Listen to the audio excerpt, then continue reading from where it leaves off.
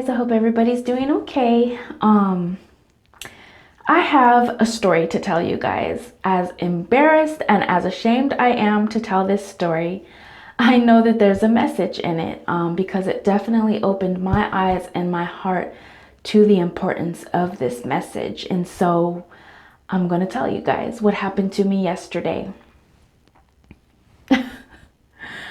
It's not funny. It really isn't. Okay, so yesterday I went to go renew my my license or my tag, to get the sticker, renew my registration for my vehicle.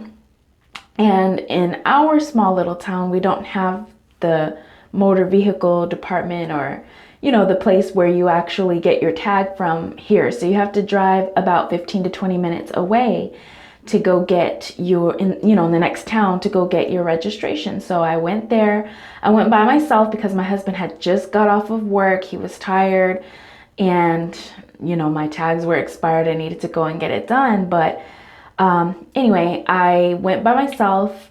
I realized that my phone wasn't charged. It was about 20%. And so I called my husband when I got there. I said, my phone is probably going to die by the time I get back into town.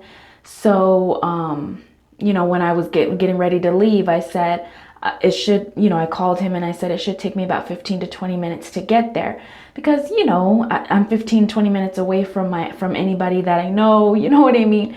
So, I just wanted to let him know just in case I'm not there by 15, 20 minutes that something is wrong or something happened because I was, getting on the road at that point. And so sure enough, my phone did die.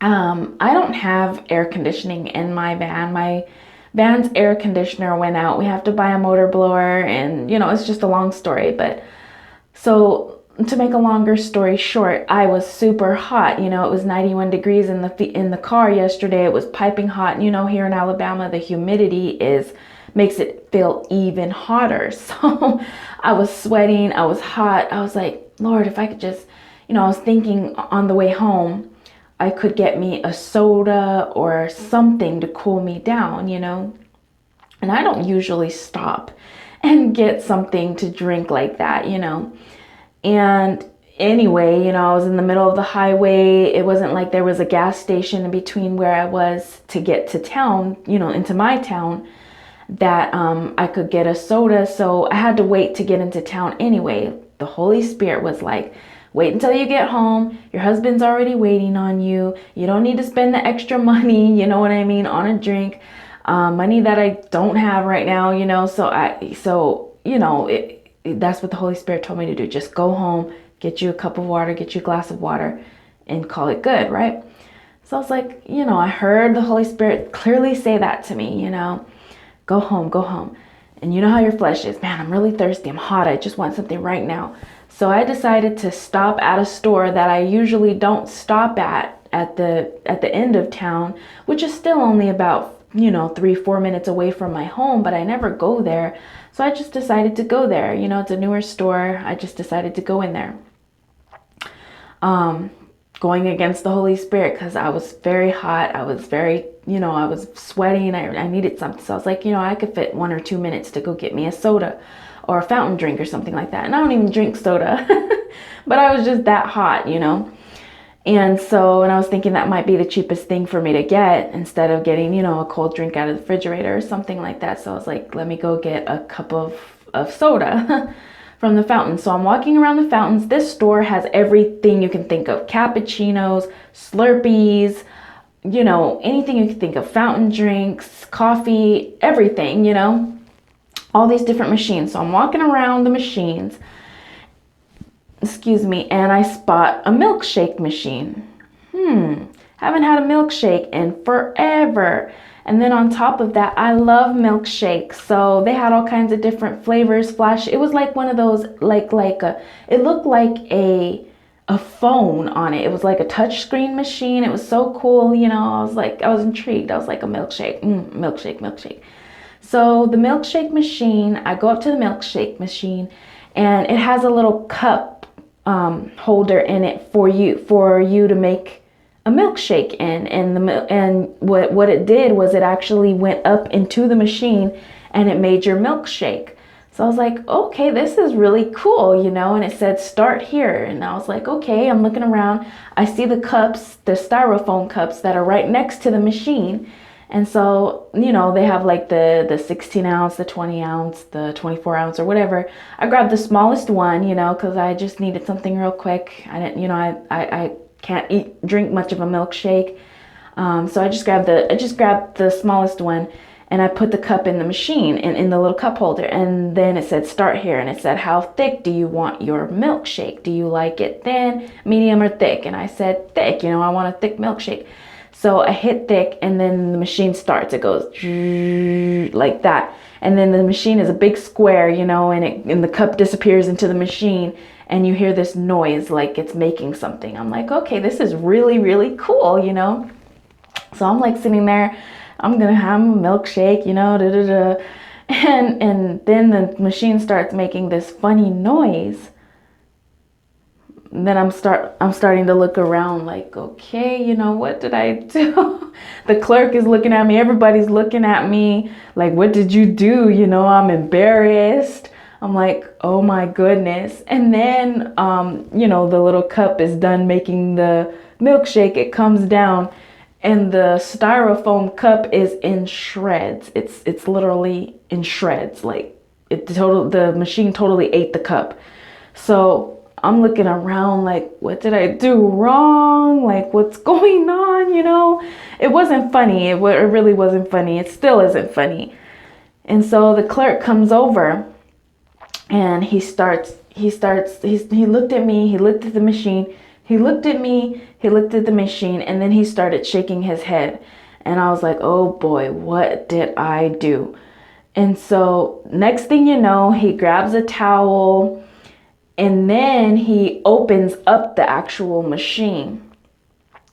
And then he goes, you're supposed to use this cups down here, not that cup, this cup. You cost this $15,000. You know, he was so mad. I was like, I'm so sorry, sir. I thought that you used the cups that are right next to the machine. I had no idea to look down at the little refrigerator that was down there to get the cups, you know. I mean, to get those kind of cups. And the milkshake cups that he was talking about looked like little cereal boxes. They were literally only about 3 inches high. And they look like little cereal, like those little, you know what, those little plastic cereal cups that you get, that you peel the top off, and you know, you could pour some milk in it and eat it right out of that cup. Those little to-go cereals, that's exactly what those little cups look like. So I had no idea there wasn't anything indicating that that was actually the milkshakes. It was a tiny one, a small little refrigerator with a glass door on it, so it was see-through. You could see the cups, but they look like little cereal cups. It didn't look like anything you would actually put into a milkshake machine. So I didn't even think to even look down there to get the milkshake machine. I was thinking, to get the milkshakes, I was thinking you get the cup off of the counter and put it in there. And they must have just put this machine in there because the refrigerator was completely full. It did say, you know how whenever you walk into the store, the sign on the door, as I was walking out, I seen the sign on the door that was advertising milkshakes new. So I don't know if it was a new machine or not. I don't know if anybody else had ever used that, but I feel like somebody else might have made that same mistake because they put the styrofoam cups right next to the machine. And then they had the milkshake cups underneath the machine. So, you know, maybe it was just me. I'm not the smartest person. I'm not the dumbest person, but I did not think, honestly, I told him honestly, I didn't even think to look down there to see that that's where the milkshakes were, because the machine looked like you just put a cup in it and it, you know, sucked it up or put it up in there and put it back down, and here comes your milkshake. I thought the machine was going to make the milkshake for me. I had no clue. And so I was like, sir, I don't have $15,000 to replace this machine for you. If there's any way I can make payments on it, or what can I do to help this situation? What can I do to make this right? And he just waved his hand off like that. So at that point, he was done with me. So I walked out of the store almost crying, you know, I was devastated. And I got in my vehicle and I started to go back in the store and talk to the manager or something to try to make this right. But, I just, lo and behold, I just went ahead and cranked up and left. I didn't want to make the situation any worse than I already did. And so as I was driving off, I was thinking about it. I was like, what happened? Stuff like this usually doesn't happen to me. What went wrong here? What's going on? And, I felt like, man, I'm not the stupidest person. Why didn't I think to look down there?